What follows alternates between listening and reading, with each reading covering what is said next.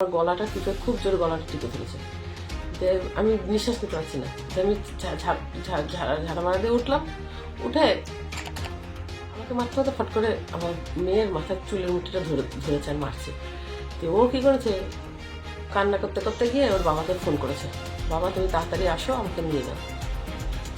আমি বারবার বারণ করছি, ফোন করিস না, ফোন করিস না, ফোন করিস না। চুলের মুঠিটা ধরেছে, ধরে সঙ্গে সঙ্গে গিয়ে বললো। বলার পর দ্বিতীয় পক্ষের স্ত্রী প্রথম পক্ষের স্বামীর হাতে খুন এক ব্যক্তি। আর এই ঘটনাকে কেন্দ্র করে চাঞ্চল্য ধুবুলিয়ায়। সূত্রের খবর, ধুবুলিয়া থানা এলাকার বাসিন্দা মাধবেন্দ্র দাস নামে এক ব্যক্তি বৃহস্পতিবার গভীর রাতে তার দ্বিতীয় পক্ষের স্ত্রীর সাথে অশান্তি হয়। অভিযোগ, সেই সময় তার স্ত্রী তার প্রথম পক্ষের স্বামীকে ফোনে বিষয়টি জানালে প্রথম পক্ষের স্বামী এসে ধারালো অস্ত্র দিয়ে ওই ব্যক্তিকে কোপায়। পরে স্থানীয় মানুষজন তাকে রানাঘাটে একটি বেসরকারি হাসপাতালে নিয়ে আসার পথেই মৃত্যু হয় ওই আক্রান্ত ব্যক্তির। অন্যদিকে ঘটনার পর থেকেই পলাতক অভিযুক্ত আক্রমণকারী, তার খোঁজে সন্ধান শুরু করেছে ধুবুলিয়া থানার পুলিশ। নদিয়া থেকে প্রভাত নন্দীর রিপোর্ট, HR নিউজ 24।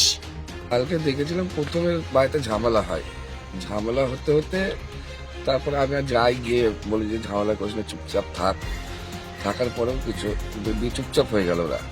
যে তারপরে ওদের কাছে একটা মেয়ে আছে, সেই মেয়েটাকে বললাম, ভোলা কি বলেছে মনে হয়, দিয়ে মেয়েটা ওর বাবাকে ফোন করলো, যে ওর বাবা আসলো, দিয়ে ভোলা এখান দিয়ে গেল, গিয়ে তারপরে ওই বাড়ির থেকে আওয়াজ আসছে যে মার্ডার হয়ে গেছে, মেরে দিল। তারপরে আমরা গিয়ে দেখি যে ওই ভাব পড়ে আছে রক্তাক্ত অবস্থায়। আপনার নাম? আমার নাম মহিদুল শেখ, আমি পাশের বাড়ি। আমি কালকে সন্ধ্যাবেলা এখানে শুয়ে আছি, তাই বললো কি যে আমি বটতলা যাবো। বললো বটতলা যাবা কিস জন্য যাবো? আমি যে আমার একটু দরকার আছে। কি দরকার? আমি তুমি তো জানো আমি ওইখানে ব্যাংকে টাকা পাই, আর ওই সোনার দোকানের লোকটা ফোন করেছে যে আমি যাবো। দিয়ে বললাম না, যাওয়া হবে না। আমি বললাম, তারপরে অনেকক্ষণ পরে বললাম যাবো। বললো তোমার ইচ্ছা। আমি বললাম ঠিক আছে যাই। দিয়ে গেছি, এসছি। আসার পরে আমি বললাম তুমি মদ খাও না কিন্তু, ও যাওয়ার সময় বলছি নানার সঙ্গে যাচ্ছে, আমি বলছি মদ খাও না কিন্তু, বলছে না। দিয়ে তারপরে গেল, ফোন করলো। আমি 9টা 9:30 নাগাদ আমি ফোন করলাম। আমি কোথায়? বলছে এই তো হাসাডাঙ্গা। আমি হাসাডাঙ্গা কি করছে? বাড়ি আসো, যাচ্ছি। তুমি গেছিলাম বটতলা? বলছি হ্যাঁ আমি গেছিলাম। আসলো বাড়ি, আসার পর ওটা মদের বোতল আর একটা গ্লাস নিয়ে আসলো, কোথা থেকে জানি না। এসে আমাকে বলছে আমার ছেলের আমি খেলনা। হ্যাঁ তুমি চলে গেল, ছেলেটা আমার খেলনা এই ঠান্ডার মধ্যে চলে গেল। আমি যে ঠান্ডা কোথায়? আমি তা বললাম যে আমার ভুল হয়েছে। যে ও অশান্তি লাগিয়ে বাটে ও মদ খেলে ওরকম মারধর করে, চেঁচামেচি করে, ভাঙাভাঙি করে।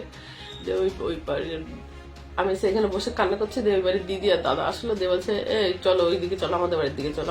আমি না, আমি যাবো না দিদি, তোমরা যাও। যে ও গিয়ে ওইখানে কি করছিল, মদ খেছিল না কি করছিল, দিয়ে আবার এসছে ওনারা। বলছে ও দিদি, আমি কি বলো? বলছে চলো। আমি না, আমি যাবো না।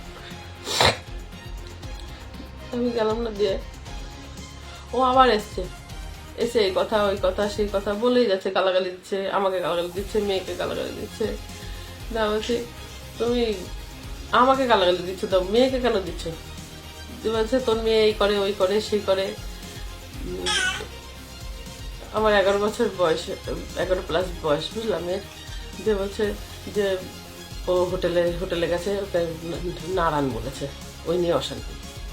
বললাম তাহলে প্রমাণ দিতে হবে। বললো হ্যাঁ প্রমাণ দেবো। ঠিক আছে প্রমাণ দাও, এইসব কথা দিয়ে এই হতে আমার আমি ওই পাশে গেছি শুতে, ও আমার খুব জোরে গলাটা টিপে ধরেছে।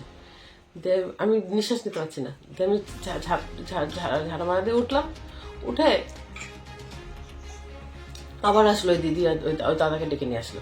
আমাকে বলছে হ্যাঁ তুমি আমাকে গালাগালি দাও। আমি তো মা বাবা ভাই বোন, মানে আমার কোনো আত্মীয় স্বজনের সঙ্গে, আমার কারোর সঙ্গে আমার কোনো যোগাযোগ নেই। সবার সাথে আমার বিচ্ছিন্ন, শুধু একমাত্র মেয়েটা ছাড়া আমি কারোর সঙ্গে যোগাযোগ রাখি না।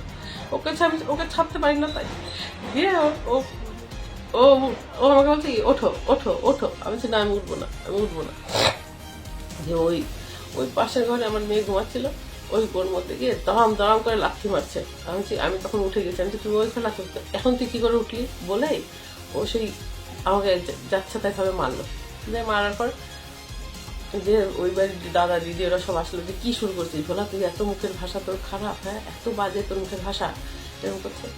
বলতে বলতে ওমা তুই আমাকে মারতে হতো, ফট করে আমার মেয়ের মাথার চুলের মুঠিটা ধরেছে আর মারছে।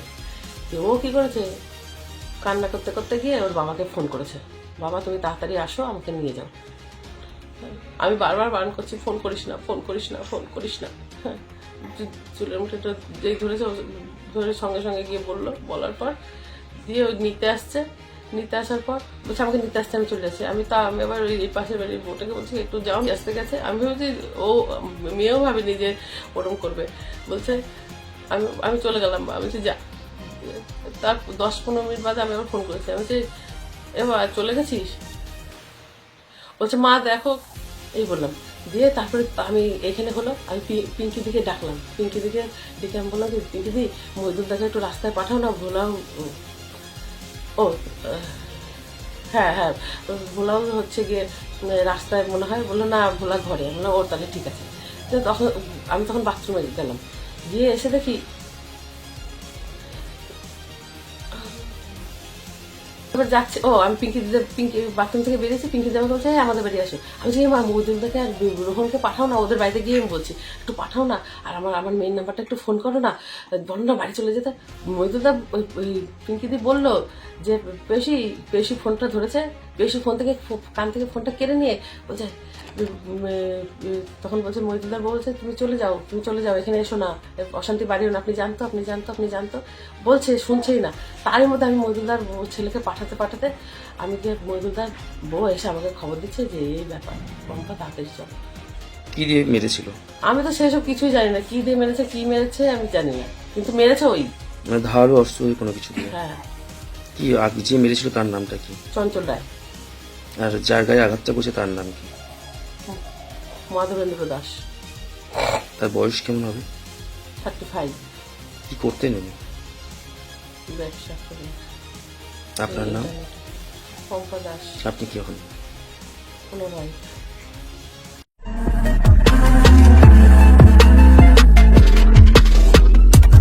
নমস্কার, আপনারা দেখছেন HR নিউজ 24, সত্যের লক্ষ্যে মানুষের